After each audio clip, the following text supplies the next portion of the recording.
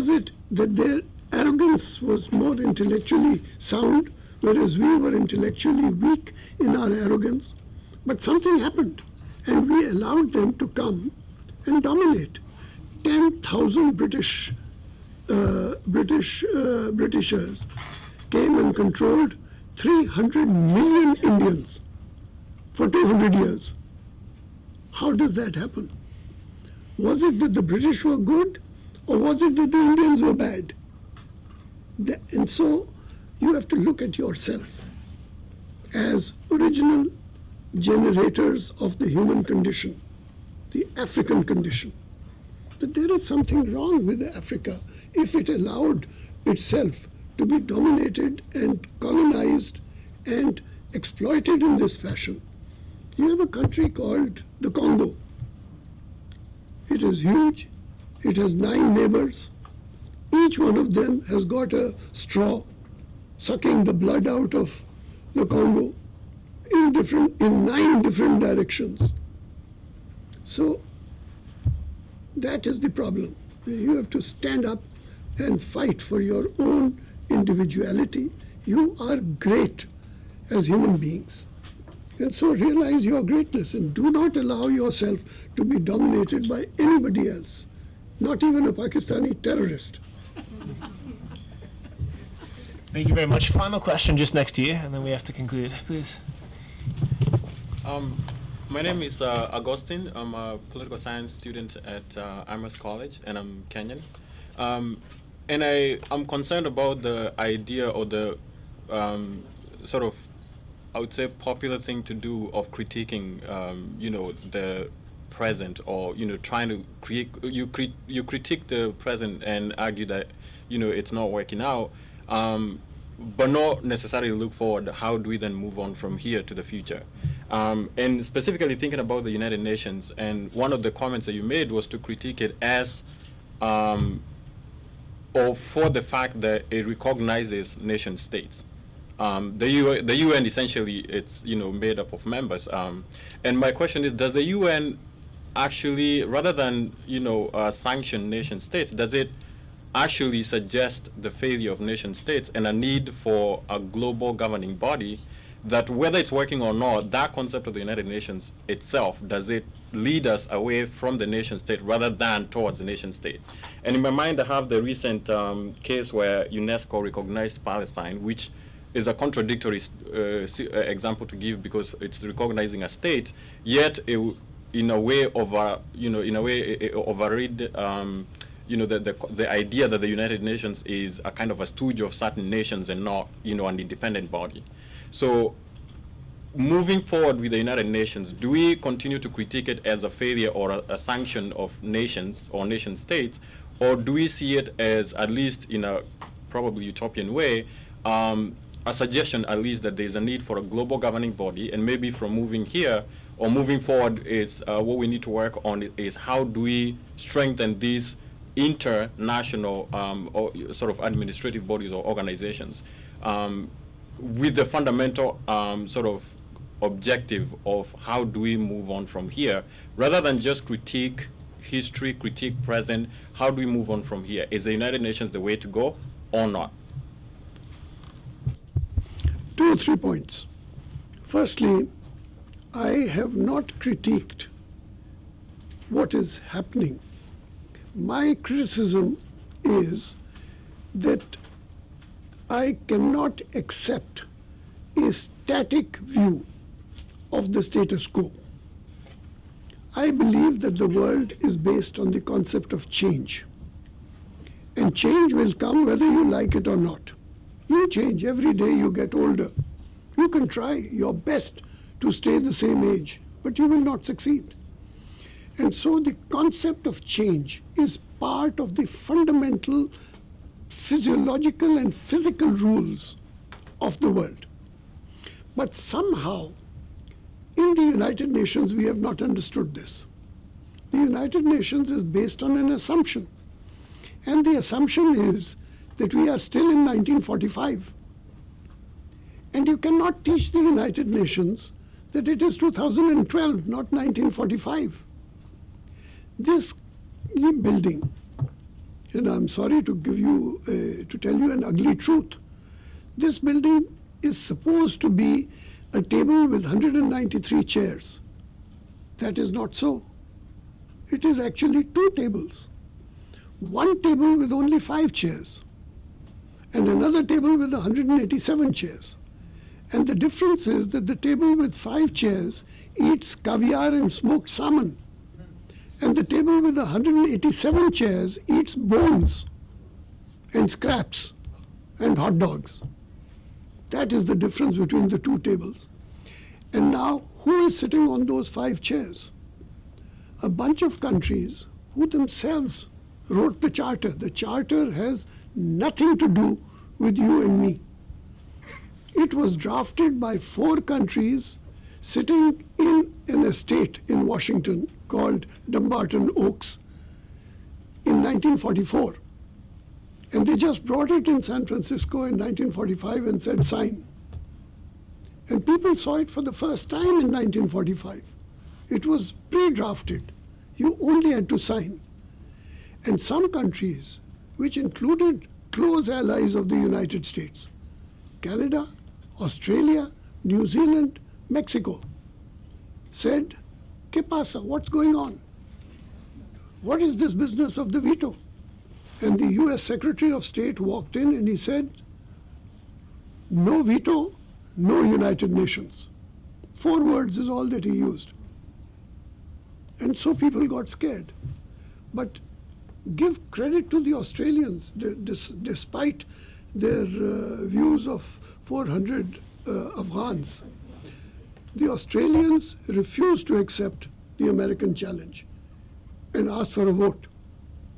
And so the veto was a voted decision.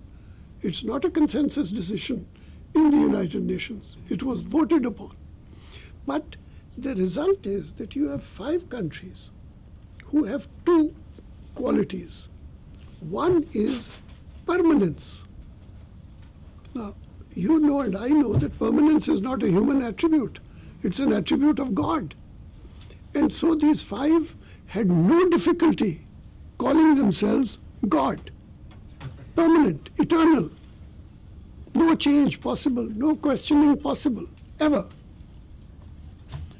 And secondly, they gave themselves something called the veto, which means that you can have today one of these 5 on one side and 192 countries on the other side, and that one vote counts more than 192 votes.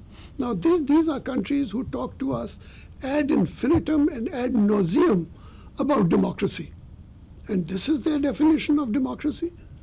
And this is what they've learned from Magna Carta and the habeas corpus of 1675 and the revolutions in France and the United States. And this is where we are today in 2012, where literally the control is in the hands of 5. The charter, as the previous speaker told you, the General Assembly can only make recommendations. You can make a recommendation that the sun should rise at night and the moon should rise during the day. And it will pass, incidentally, in the General Assembly. I guarantee you I can get that resolution passed. There's nothing to it, because it has no weight. But the only body which can take action, the word action occurs only once in the Charter, in Article 42, which is the power of the Security Council. Only the Security Council can take action. And so my point is, my criticism, if you wish, is that I'm not against permanent membership. I'm not against the France and Britain and United States and Russia and China. I'm against the concept of a static definition. The whole concept of democracy is accountability, and at some frequency you have to come back and be re-elected. These 5 are never elected. They are hereditary monarchs, actually hereditary gods. And I think it's a shame that we decent human beings should have to accept this. But the problem is that you cannot change the charter. You cannot change a full stop to a comma in the charter, because each one of the five has to agree before you make any change to the charter. So you cannot make any amendment to the charter without the individual permission of each one of the five. And that is why Germany and Japan correctly stood up and said, we, the two of us, Germany is paying 10% of the budget. Japan is paying 20% of the budget. Between the two, they are paying 1/3 of the total budget of the United Nations. And today, despite that, they are described in Article 53 as enemy states. They are still enemy states in the Charter. And we consume 1/3 of the budget from their resources. So there's much to be questioned in the United Nations. And your final question was about UNESCO and Palestine. Out of the 193 members, the definition of a state is that you must have a border. You must have a population, a border, a government, and sovereignty. Out of the 193 member states, only one has no borders. That's Israel. I asked the Israeli ambassador every 2 or 3 months, I like to pinch him, so I ask him, can you tell me what are your borders? And he says, no, I can't. I don't have any. I don't know where my borders are. So this UNESCO thing is going to snowball because Palestine has got into UNESCO. If you are a member of one agency, you automatically become a member of the World Health Organization, which is going to meet in March. So Palestine will become a member of the WHO in March. And the next one will be in June. And so we have a problem because the United States has pulled out its funding from UNESCO. Then it will pull out from WHO. Then it will pull out from the next. So ultimately, it will have pulled out of everything. And so, which is the country then which will be isolated? Palestine or the United States? Think of it. Keep your mind. My only message to you is, do not accept the status quo. Change is part of the history of the world. You are the agents of change, not me. I'm 74 years old, which means I have one foot in the grave and the other slipping. You are the future. You are the United Nations. You have to take charge. I couldn't, the chairman was very kind to say Ambassador Kamal is good. He can't be good.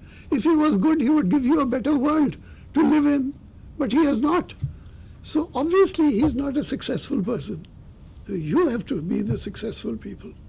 And so the world is yours, and you have to make the change. Well, on that note, I think we can all express our sincere gratitude to Ambassador Kamal.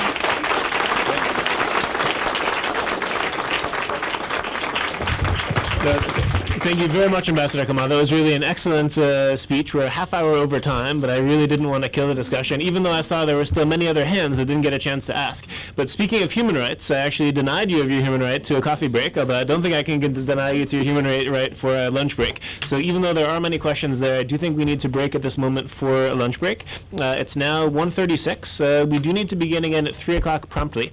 So I have two suggestions. If you'd like to get a quick bite to eat, there's a cafe right outside. They have sandwiches, etc. If you'd like to leave the UN, you're welcome to do so. Just keep with you that green pass that you have. And the only problem is you have to calculate once you go out, you probably will have to go through that visitor's line security to get back in. So if you want fresh air, you're welcome to. We will start at 3 o'clock, though, no matter what. So just make it a point to be back here by 3 if you can. And I'm hoping the afternoon session will be just as exciting as the morning session. Before you leave, maybe we could just give a second round of applause to Ambassador Kamal for excellent.